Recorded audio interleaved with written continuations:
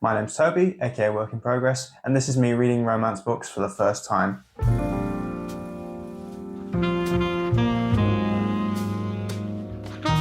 So I know you'll look at me and the first thing you'll think is obviously this guy is a Casanova. He is the epitome of the romantic form. Sorry to disappoint you, that's not the case. Liar! I have never read a romance book before. I have been subjected to certain audiobooks by my girlfriend, and that's the sacrifice we make as men. So I'm here today to actually give this a genuine, sincere go. I've never sat down and read a romance book. It's something that my girlfriend has done frequently. She's the typical romance girly in that sense. I'm trying to write my own romance story itself. This is not the conventional romance. Rather, it's my own sort of twist on the typical romantic comedy form. One eternity later. I actually need to know the genre. I was originally planning on writing this story as a screenplay, and because I know movies a lot more than books, I could actually have made a go of it and started on a screenplay. However, the concept itself, I think, works better as a novel, and my girlfriend has attested to this. She's heard the idea, she loves it. She'll kill me if I don't write this. So in order to actually come at writing this, I need to know the genre. So I need to know a few things. The first things I need to know are the tropes. I'm interested to figure out exactly what those are. I know a few of them. So I know enemies to lovers, lovers to enemies, friends to lovers, that sort of jazz. And then the one bed, one room, one bed, two people, one bed, or whatever it's called. I'm coming at this with very little knowledge of the actual genre itself, only secondhand knowledge. So I'm hoping to learn a little more about the genre, have a bit more appreciation for it, and hopefully come away from this whole experiment knowing how to write my own novel. This project that I've got in mind is a sort of satirical take on the romance genre. I'm not going to go too far into what it is, but I'll just say there are elements of satire in it. In order to describe to me the books that I'm going to be reading, I've got 4 in mind that I want to start with. I'm starting with Lynn Painter's The Love Wager. So I'm going to bring my girlfriend in to tell me about this. Yeah, let's get into this. So, Taya. What is Lynn Painter about? You went through my shelves and you picked this book mostly because it's short.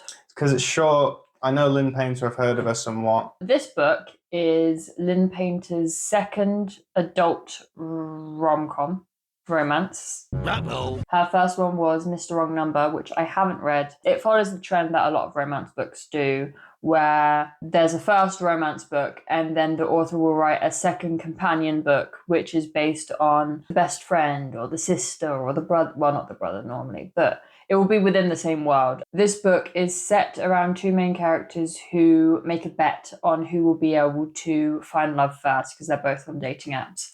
And so they update each other on the terrible dates that they're having. And guess what? Eventually, What? they fall in love. No, shocker. I know. It's crazy. I would say this is very mild. I don't think there's any spice in this. There's like mention of the deed in this book, but like I don't think it's very explicit. I feel like it'd be awkward writing smart. I don't know how someone gets in the headspace to write that. I've had a lot of authors say that like they will practice with their husband's business. So I told you about in certain moments of it, he would be practicing essentially or rehearsing a scene so he could know how it would play out in. That's essentially what they're doing. I've heard a lot of authors do that, yeah. Romance books also tend to be very quick to read. You might struggle in the sense of like it's really cheesy. Like I think this book is cheesy. I love cheese. It really depends. You have to be in the right mindset. Yeah. You can't go into a romance and not expecting it to be cheesy or not expecting like weird one-liners that if it was said in real life, it would cringe you out. But when you're reading a romance book, you need to like let go of that. I was reading Philip Roth last night, so this will be a bit of a tone shift. You telling me that Lynn Painter and Philip Roth are not in like the same world? Philip Roth has been called the greatest American novelist and of the past. Lynn Painter wrote better than the movies, which is a great book. I understand you love better than the movies, and I would never slander a book that you like. I don't think I've done that anyway. And maybe I have, I can't remember. You've got to go in with the idea that you'll get a book boyfriend or a book girlfriend. But that would be unfaithful. If you read rom-com after rom-com after rom-com, it ends up getting a bit repetitive. And you're going to read rom-com after rom-com after rom-com for research purposes. This is entirely for research purposes. I'm not deriving You're going any to enjoy enjoyment out of this. You are I'm going not to deriving enjoy it. any enjoyment out of this. No, never. I'm trying to write a romance novel with a bit of a twist in it. What should I look out for when reading romance books? Tropes, specifically ones that have been mentioned on like TikTok a lot. I don't use TikTok.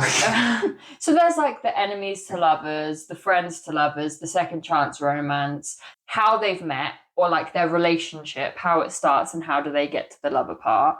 Another subgenre of tropes where it's like a specific scene will happen in the book, like the one bed trope, meaning that they end up having to share one bread.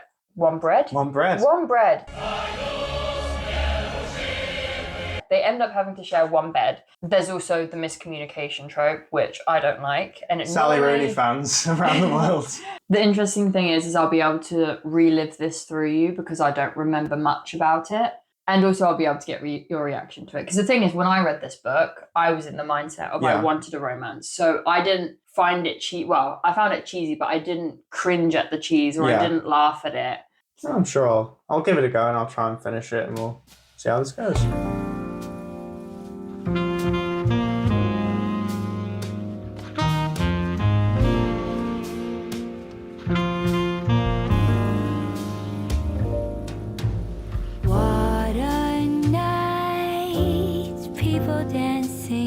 That's not reading. Oi. I'm allowed to break a minute, jeez. Okay, so I'm back from reading the first part of The Love Wager. I have read 68 pages. I'm about chapter 7, let's say. I think it's fun. It's good fun. It's incredibly easy to read. Lynn Painter's writing is just like, you can just fly through it. However, it's not like, as I say, I was reading Philip Roth yesterday and I was in awe of how that was written. It was so amazing. And then I'm reading this today and I'm like, this flows very well, but that's all I can say in terms of the prose itself. The characterization isn't anything special. It's just there. These are characters who have quirks, and that essentially makes them the characters. And then the dialogue is Stilton. It is rock 4. It's such cheese. Do you like Stinky Limburger? The situation for me is because I'm not used to reading this, I find it funny. And I'm trying to get in the headspace where I can sort of go along with it. And I think I'm getting there. It's like, at the start, it really took me out of it. These one-liners that were just, ugh. But now I'm kind of getting to the point where I can read it and sort of realize that I can enjoy it, or at least try to. So I'm 20-ish% through. I'm enjoying it. It's going perfectly fine. Tropes I'm noticing already. Miscommunication. That's a big one. Starts off with a miscommunication. Second one, characters are often referring to each other by their full names, which I've always found really weird about romance books. I don't know why they do this, but instead of a character saying, James, come here, they'll say, James Marshall, you come here right now. But they'll make such a thing of it, saying their full name. It's really strange. I don't know why they do this. Oh, fuck. It feels kind of low stakes, and I think this is what people are drawn to with this. There is no real huge threat. These are both characters who are doing well in life. There's no real struggle. I can see why people like it. I'm not denigrating that at all. So I'm going to keep reading it. I'm going to update you with more when I'm further through. And yeah, I'll get back to you on this. What a night, people dancing in slow motion, blurry eyes. But I've had enough, it's time to say goodbye.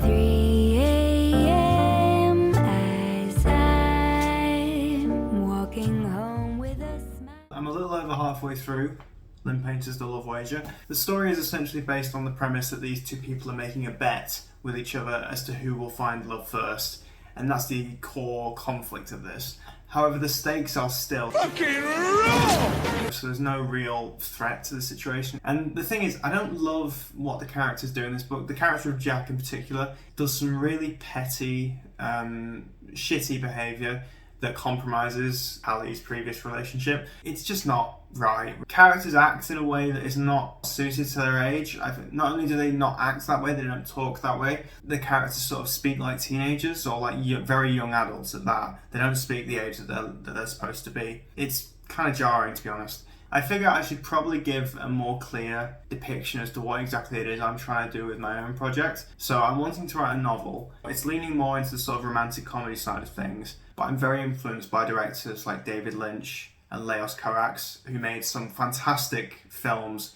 that are deconstructing the genre that they are made in. Mainly I say filmmakers, just because that is where I get most of my frame of reference from. David Lynch, for instance, made Mulholland Drive, and he made Inland Empire, two of my absolute favourite films of all time. They're absolutely incredible. And just the way that they satirise and sort of rip apart in a rather visceral fashion the film industry and Hollywood itself is just extraordinary. And then Leos Carax's Holy Motors, one of the strangest, most bizarre and yet logical, dreamlike movies that you will ever see. It's absolutely amazing. Those two filmmakers are really huge influences on me, as well as filmmakers like Michael Haneke and Jean-Luc Godard, filmmakers that are constantly deconstructing the genre. I'm going to try and finish this tonight, and to be honest, I've read more than most days I've ever read. This is a lot of reading I've done today, so I'm very proud of myself, and hopefully I can record my full thoughts on the book once I've finished it. Like a shiver, all the shadows. They keep saying bonking in this book.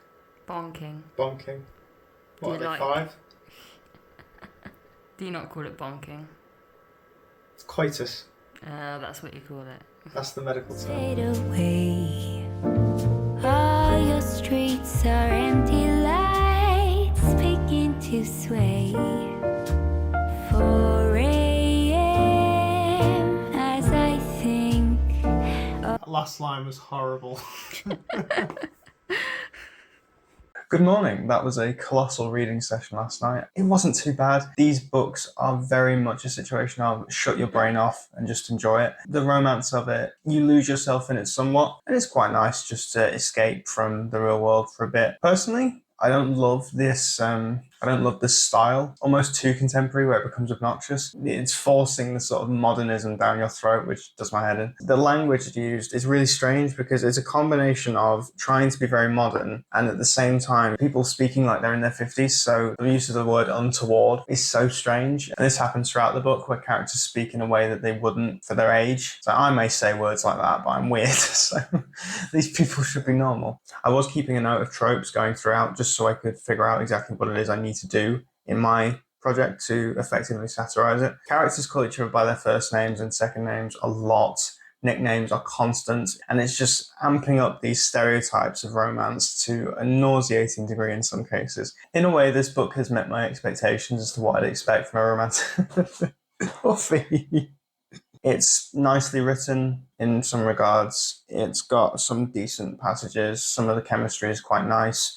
A lot of it feels very Hallmark movie though, and that's not necessarily a bad thing if that's something you like. It's just something that's not to my tastes, which is why I'm planning on doing this project and trying to do things a bit differently with the genre. I'm going to continue to try and read romance books because I hate myself. I hope you join me along for this journey, this very lovey-dovey journey, and I will eventually be starting work on my own novel. So yeah, stick with me. Hopefully we'll get there. Thank you for watching. If you enjoyed the video, please like, comment, subscribe, all that, whatever. And I will see you next time, whatever it is I'm choosing to do. So, bye-bye.